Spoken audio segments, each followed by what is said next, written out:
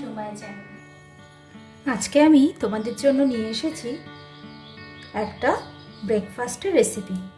আমি আজকে তৈরি করব ভেজ মিও স্যান্ডউইচ। এই স্যান্ডউইচটা খুবই সহজ আর খুব তাড়াতাড়ি তৈরি করা যায়। ছোটো বাচ্চারা যারা সবজি খেতে পছন্দ করে না, এই স্যান্ডউইচের মাধ্যমে তাদের সবজিটাও খাওয়ানো যায়।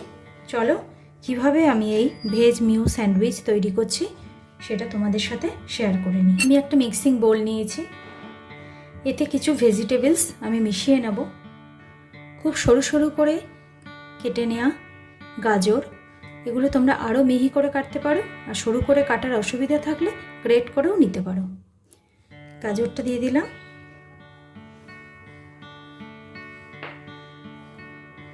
খুব মিহি করে কেটে নেওয়া ক্যাপসিকামটাও দিয়ে দিলাম,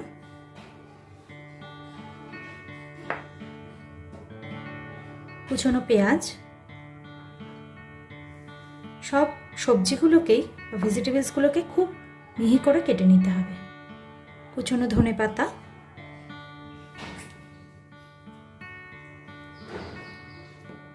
এতে তোমরা বড়দের জন্য তৈরি করলে বা বাচ্চারা ঝাল খেতে পারলে কাঁচা লঙ্কা ইউজ করতে পারো। আমি এটাতে কাঁচা লঙ্কা কুচনো দিচ্ছি না। দিব বেশ খানিকটা গোলমরিচ গুঁড়ো,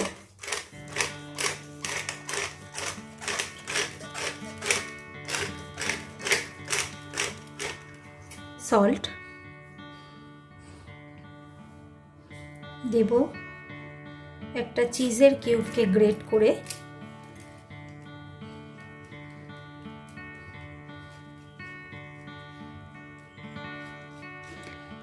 ঘরে চিজ না থাকলে পনির থাকলে পনিরও ইউজ করতে পারো, সেটা গ্রেট করে নেবে।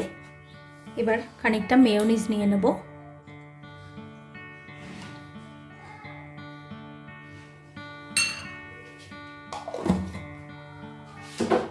এবার এটা খুব ভালো মতে সব উপকরণগুলোকে মিশিয়ে নেব।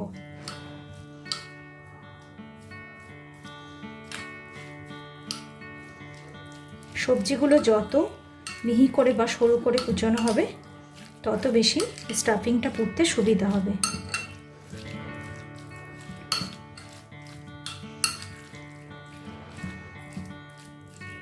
আর বাচ্চাদের ব্রেকফাস্ট বা স্কুলের টিফিনে এই স্যান্ডউইচটা করে দিলে সবজিটাও খাওয়ানো হয়ে যাবে, আর ওরা খুব টেস্টিও খাবে, ভীষণই পছন্দ করবে। মাখানো স্টাফিংটা পাশে সরিয়ে রেখে ব্রেডটাকে রেডি করে নেব। এখানে আমি 4টে স্লাইস নিয়েছি। ব্রেডের পাশগুলোকে কেটে সমান করে নেব। খুব সামান্যই কাটবো, কারণ ব্রেডটা খুবই সফট আছে।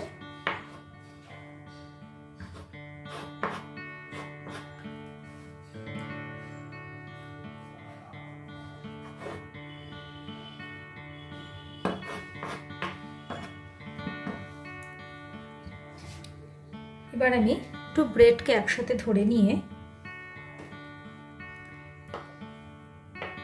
একটু সামান্য বাটার ব্রেডের গায়ে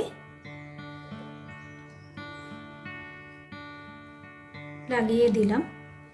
যে দুটো দিয়ে স্যান্ডউইচটা তৈরি করব তার দুপাশে বাটারটা লাগাবো। দুপাশে দেখো বাটার সামান্য করে লাগিয়ে দিলাম। এই ব্রেডের সাইডের অংশগুলো ফেলে দেব না, এগুলোকে ব্রেড ক্রাম্ব হিসাবে ব্যবহার করা যেতে পারে। এর মধ্যে খানিকটা স্টাফিং পুড়ে নিলাম। চিজ মেয়োনিজ বাচ্চাদের ভীষণই পছন্দের, বাচ্চা কি বড় সবাই এই স্যান্ডউইচটা ভীষণ ভালোবাসবে খেতে। তোমরা অবশ্যই এটা একবার ট্রাই করো।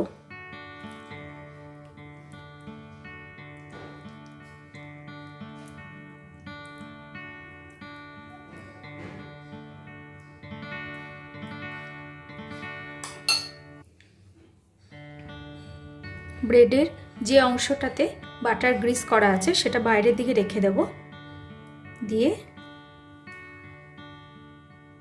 এভাবে চেপে আটকে দিলাম। এভাবে আমি দুটো স্যান্ডউইচ আগে তৈরি করে নেব।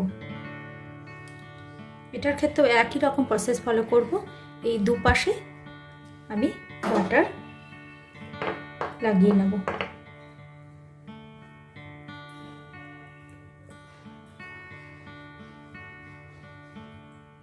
এতে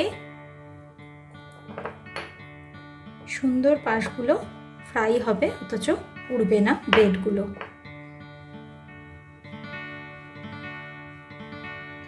একই প্রসেসে এবার এতেও খানিকটা স্টাফিং পুড়ে নেব। স্টাফিংটার পরিমাণ নিজেদের ইচ্ছা মতন দেবে।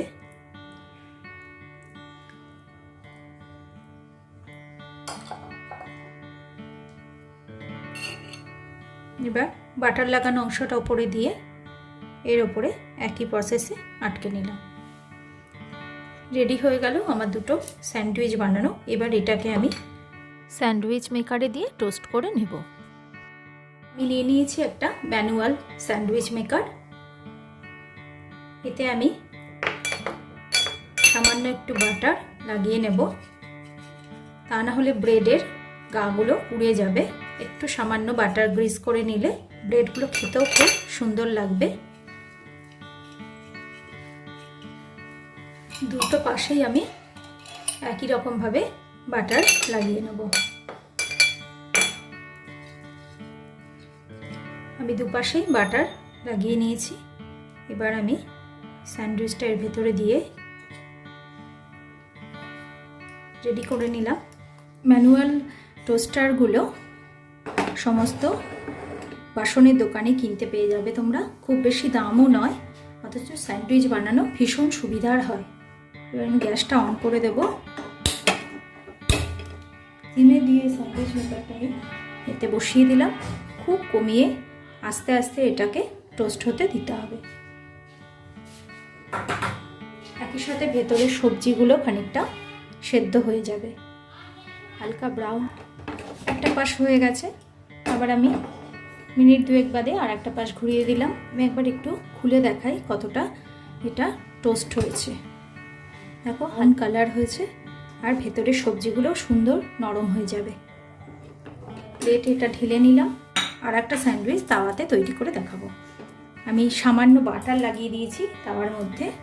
এবার হালকা হিট হতেই, খুব ভালো করে গরম করার প্রয়োজন নেই, বসিয়ে আমি এই ব্রেডটা দিয়ে দিলাম। এবার গ্যাস খুব কমিয়ে তাওয়াতেও আমি একইভাবে স্যান্ডউইচটা তৈরি করব। এবার এটাকে আমি উল্টে দেব। আর একটা পাশ উল্টে খানিকটা গরম করে নেব। এইভাবে একটু এপাশ ওপাশ করে তৈরি করতে হবে। হালকা ব্রাউন কালার আসা পর্যন্ত টোস্ট করতে হবে। দেখো এই পাশটাও রেডি হয়ে গেছে। এবার আমি এটা তুলে নেব। দু রকমের স্যান্ডউইচ তৈরি হলো। তাহলে স্যান্ডউইচটা কেমন তৈরি হয়েছে তোমাদের দেখিয়ে দিই।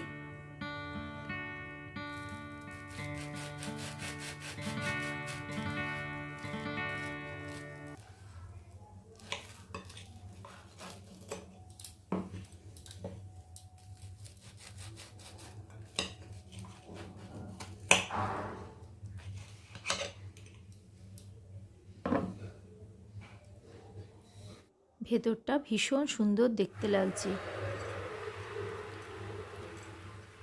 স্যান্ডউইচ মেকারে যেটা তৈরি হয়েছে সেটাও দেখো। আমার এই স্যান্ডউইচ বানানোর রেসিপিটা তোমাদের কেমন লাগলো আমাকে অবশ্যই জানিও। আর বাড়িতে সবাই অবশ্যই ট্রাই করবে। ভালো লাগলে কমেন্ট বক্সে জানিও। আর আমার চ্যানেলটা ভালো লাগলে লাইক, শেয়ার, সাবস্ক্রাইব তো করোই। বেল আইকনটা প্রেস করো এরকম নতুন নতুন রেসিপির নোটিফিকেশন পাওয়ার জন্য। Thank you friends.